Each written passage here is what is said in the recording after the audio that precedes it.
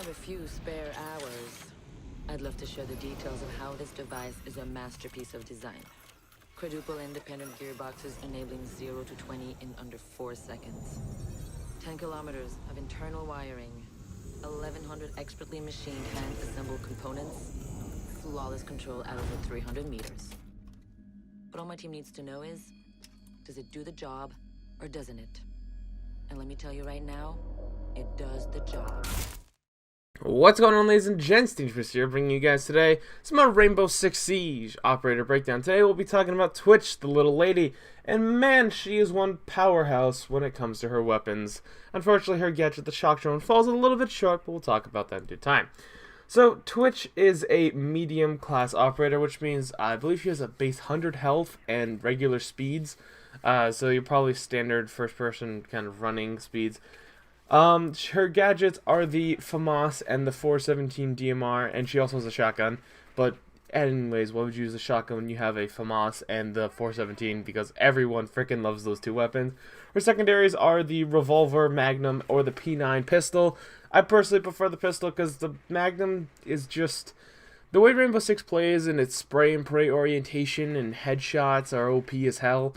I'd rather go with the P9 because it has more ammo in that case, but... you know, her generic gadgets are a breach charge, and for some reason on the wiki it says she has a smoke grenade. That's not true. She has a flashbang. Whoever runs the wiki, you might want to update your images.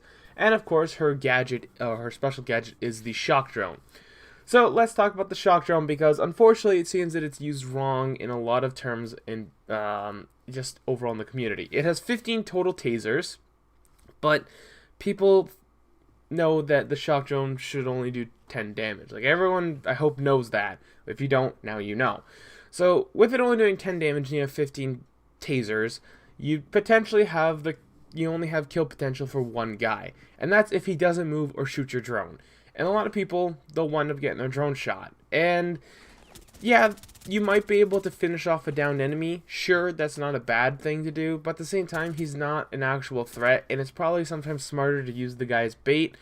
Unless there's a Doc that you know about, then you probably want to finish him off as quick as possible so Doc doesn't get the need to revive him. So, the shock drone overall is just an absolute beast when it comes to taking out gadgets, electronic gadgets. It can't take out welcome mats, unfortunately, so Capcan's charges, Jaeger's APS, I believe, APS device, Bandit shock wire. Now, what the hell else? I think that's like the only... Mute's jammers that can take it out from a good range while it's in the... although when it's not fully jammed, obviously if you're still in a little bit in the jam space, you can move around, and you can take out his jammers like that. I think that's the only... Smoke's charges and nitro cells, obviously. Anything electronic, it can take out.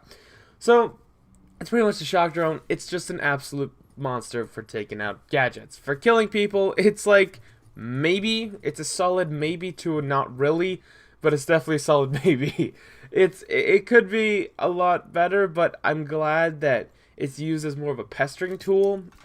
Something that we like to do as a utility for it is I'll tell Braden, Ryan, or Ishmael to go set up for a breach or something. We'll send in a shock drone, and then we'll start tasing them, like tasing enemies inside. So once we breach in, the enemies are running around, and they're a lot of an easy target because they're looking for the little face hugger that's on the ground. You know, the little face hugger, the shock drone, yeah, that guy. They're probably looking to kill him, and then it's an easy headshot or an easy kill because someone's scampering around his 10, 20, 30 less health, depends on how well you hit the shock drone. How well the shock drone hits them. Now, it is a 2-second cooldown for each taser, so it's not spammable because that would be stupid broken.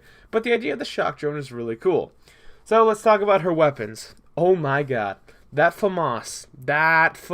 We all know that FAMAS.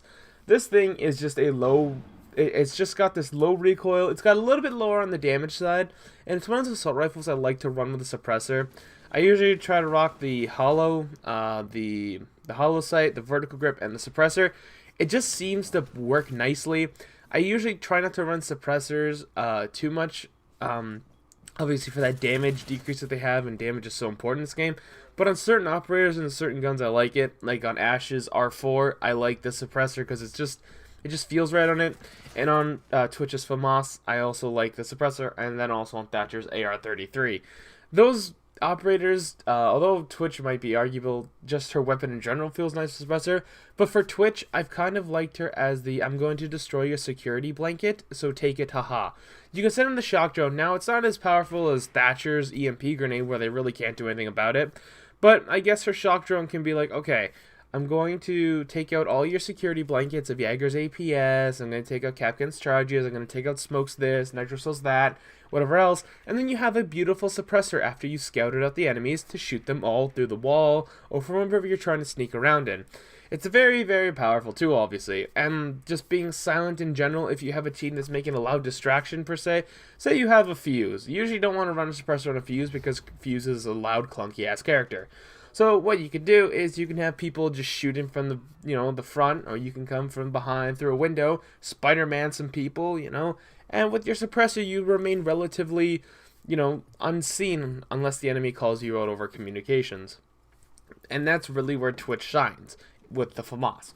The 417, on the other hand, is a beautiful DMR. Now, it's not as powerful as, per se, Glaz's sniper rifle, but it is definitely something I'd rather actually prefer, just because the fact he gets a shit ton more ammo. Glaz only gets like 3 mags. I know that the 417 gets a lot more than 3 mags. So when just that DMR, it's so nice, but unfortunately it falls short on a lot of maps. The maps are very close quarters in this game, but when excuse me, sorry about that. But when used properly and used for that pure accuracy and those headshot potentials, these things are absolute monsters. On House, we all know about the treehouse, this, the little, any window you can look in, just long lines of sight that you can use.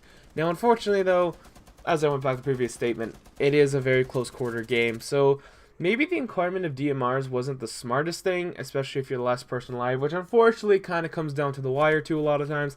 But hey, the 417 is not a bad gun. I've seen people clutch it in close quarters, no problem. You just put a smaller sight on it.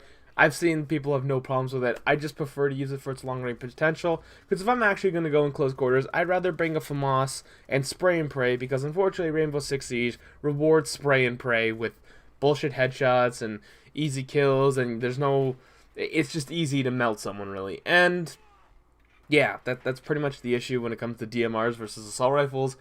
They're relatively easier to use if you're trying to move in. It's kind of like, if you guys remember playing Battlefield 4, you always had that one recon guy that just ran around with his pistol all the time. It's like, why?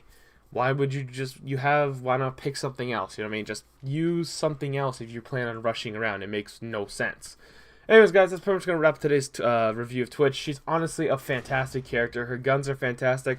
You have to use her shock drone properly, and she's definitely a very, very powerful operator. I've been trying to think of ideas for a Rainbow Six video. Also, sorry about yesterday's video. Unfortunately, for some reason, the Elgato software just started making the footage look all stuttery, and it's really pissing me off because I've been going to Elgato support, and they've just been giving me shitty answers. They're like, what are your specs on your computer? I was like, this. And they're like, okay, well, email us here. And I keep emailing them, and they don't resolve my issue. It's really bothering me. So I've been looking at issues. I'm so sorry about that, but hey, I double upload just in case. So yeah. Anyways, guys, let's go wrap up today's video. I'm going to try and work on an essential operator video. Pretty much the operators you want to pick for, say, if you're playing ranked or something. Pretty much the operators that you might need to survive certain game modes, things like that. I'll see how I break it down, and we'll move on along those lines. Anyways, guys, sorry once again. I'm the Dangerous, and I will see you, Sexy Beast, in the next episode. Peace.